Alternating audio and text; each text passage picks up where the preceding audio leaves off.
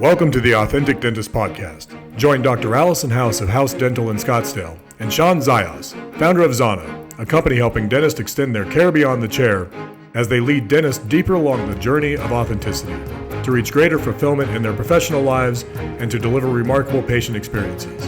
At the core of the Authentic Dentist is a belief that the answer to the current challenges in dentistry is dentists discovering that their greatest asset and point of differentiation is their personal brand, and that forming that brand out of their authentic selves is the best strategy for success in dentistry today.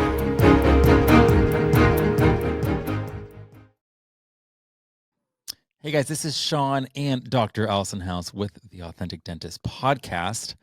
And today we're going to talk about what every dentist goes through when it comes to getting CE, continuing education. You go to an event, you come back, and now what? So I just went to a continuing education with Deval Patel, and a shout out to Deval Patel. Wow, this man is so talented. It was an incredible. So I went to Irvine, California, and I spent 2 days with him learning how to make anterior crowns, anterior veneers with my CEREC and the Mio, which is a staining glaze. And it was amazing. But as I'm doing this, I have learned the hard way that I have to make a list of what I need and how I'm going to do it. Otherwise, when I get home, it doesn't happen, which is super frustrating. Well, I think what was uncommon to me is as I'm hearing this, Allison, is that you came back and I asked you, well, how many positive outcomes have you had doing what you learned? And you've already had a ton of them.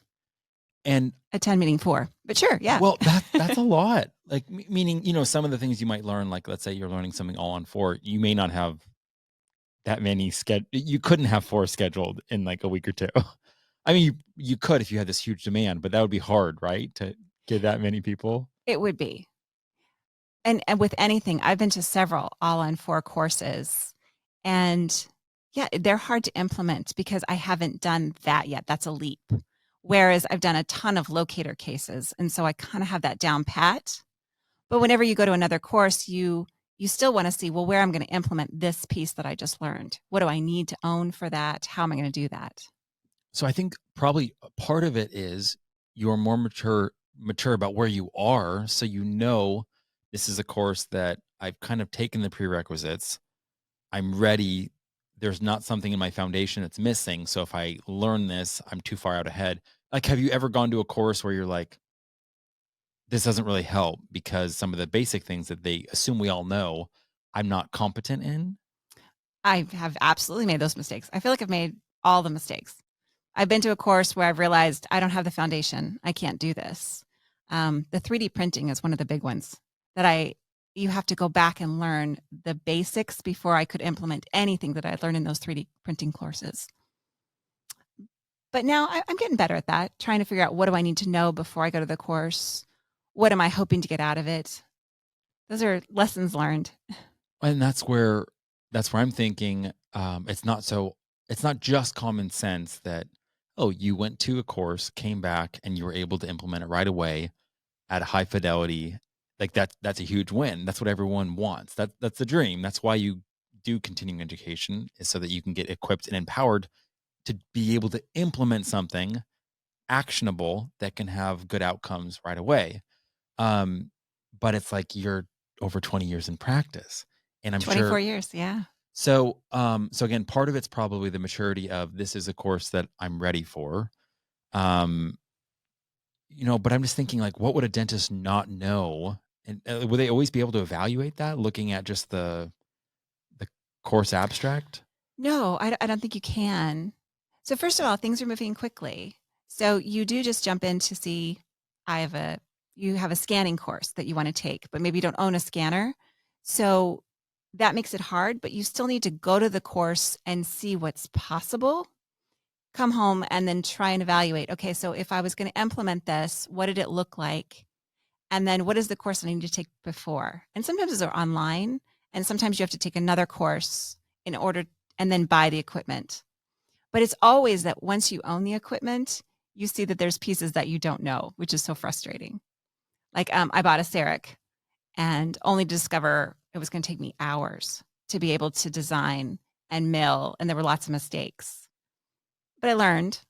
And one of the things I learned quickly is that I would scan, and then I would take an old-fashioned model and pour it up in stone so that I could practice. And again, I still made mistakes, but at least I wasn't making them in front of the patient. And it cost me, but I figured it would cost me anyway. Well, and I guess from what I understand, hours might even be an understatement, because when I started designing digitally, not for crowns and whatever, but just graphic design, and all of a sudden I'm using Adobe Illustrator, Photoshop, InDesign. There's a learning curve to each of those. There's a learning curve to just figuring out how to be an artist and express something on a two-dimensional, but in 3 dimensions at the same time. It's really Yes. weird. So if you're used to doing everything In wax or composite with my hands. in real life versus using a mouse or whatever you're having to use to now through software design something, that's a huge learning curve. So to set myself up for the wins that I had, the 4 wins after Duvall's class, I had I'd done the scans. I'd done a previous scan, so I knew what the patient looked like before. And then I'd taken all these models. So I had a model of what they looked like before. I had a model of what I wanted them to look up, the wax up, and then I had a model of the preps. So when I got back, I designed in the CEREC, I milled, and I milled out of a really cheap material just so I could practice.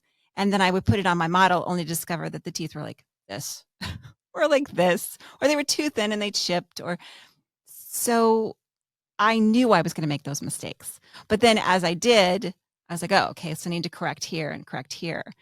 And then pretty soon, I was able to mill out of Emacs, and it was exactly what I wanted. But there was some mistakes first. But at least I had learned how to do it, because before I would mill and I couldn't figure out where I went wrong. So is there ever a chance when it comes to a clinical educator that the course just isn't that good, or now because of reviews, is it difficult for that to be something that someone could fall prey to, simply because if someone does go, or a group of people go, they would just rip it apart saying, look, this was not put together well, there was too many holes. What's the probability? Because you knew Duvall. You knew that he was Yes, going to be I'm a top fangirl. notch, solid. Yes. There was no questions about the who with this course. Has there ever been in the past where you've just gone? because you can do something doesn't mean you can teach it. Okay. So you knew his outcomes were amazing on his own, but you weren't necessarily sure he could bring you along and teach you how to do it. I mean, it looked like he could, but in any course, there's an assumption that you know things that maybe you don't know.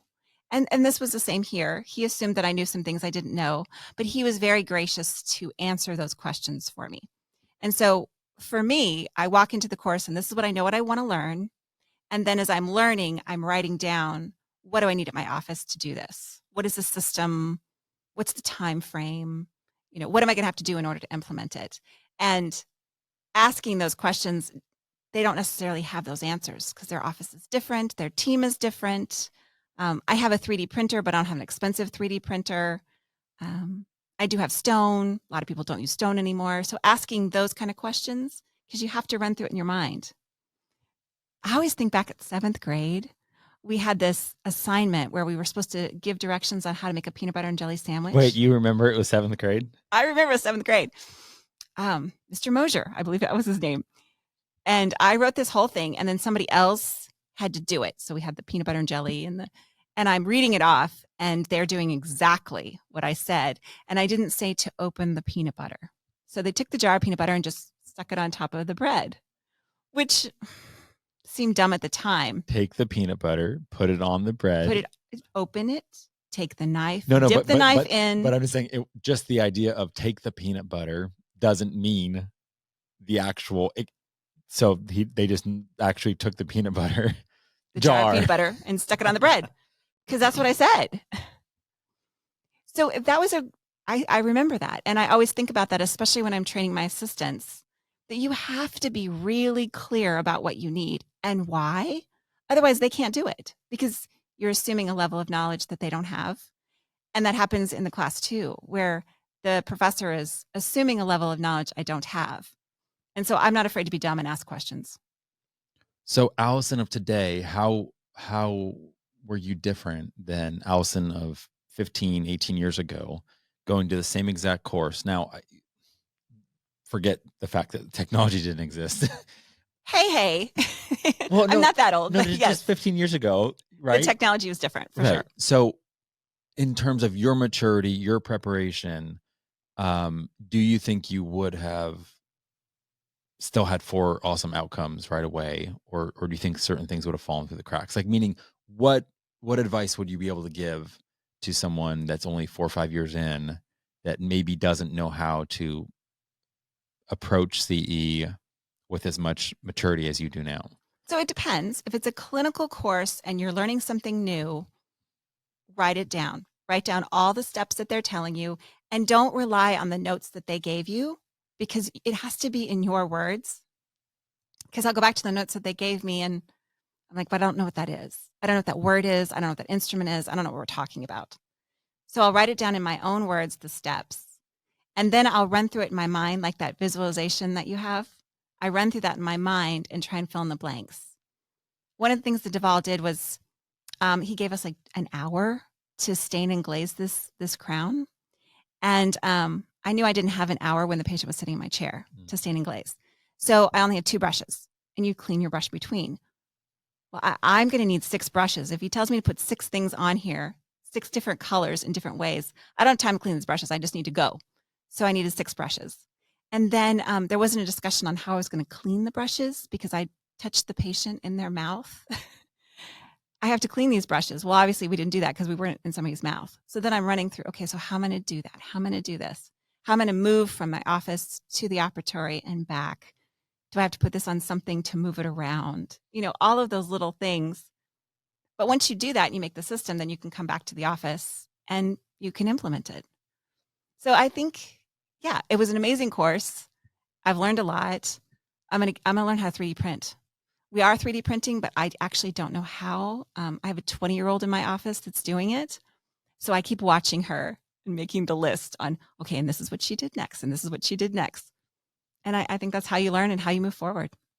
Well, I know, just for me, I went to a business conference. I don't even know when this was. And I'm learning about funnels or marketing automation or something. And then it's like you get excited about the possibility of what you can do, but then you get back home and you realize there's this rabbit trail about what software to use for this, what software to use for that. Do I have the, I don't know how to write, business writing though, and business communication that's influential. So maybe I need to learn that. And then you realize, oh my gosh, like there are so many missing pieces of infrastructure that foundational stuff that I don't have ready. So it's almost like the dream can't come true yet because there's still so much work that needs to be done. And I know that's where you can get kind of like discouraged or disillusioned. And I'm sure for dentists, it's probably the same, where it's like, It's exactly the same. You buy a piece of equipment and then you realize that you don't have the foundational knowledge. But you don't buy the equipment. What you do is you get that knowledge, and now you know that you have to do a couple of things. You've got to call them and figure out, what is the software you need? And do you need to learn how to write, or can you hire somebody to do that? Because I try not to work in that zone of incompetence too much. What do I need to know so I can teach somebody else? But I don't have to be good at this. Somebody else can do that. Don't you think? yeah, totally. Did you actually learn how to write? Well, it was one of those things that I know communication, spoken and written, is somewhat in my wheel set. So it was kind of just like, okay, let me try this out.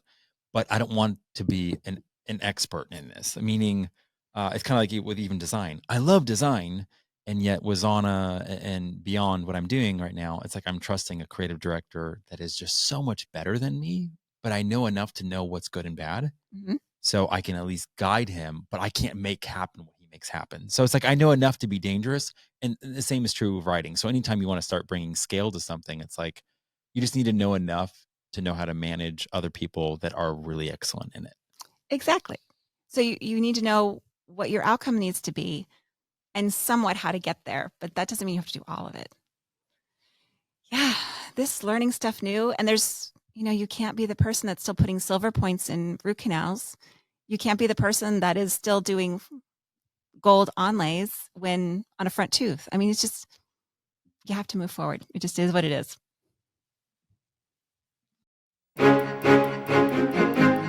Thank you for listening to the Authentic Dentist Podcast. To join Allison and Shawn on this journey, hit the subscribe button to never miss an episode. Here's to your success. Express yourself fully. Live authentic.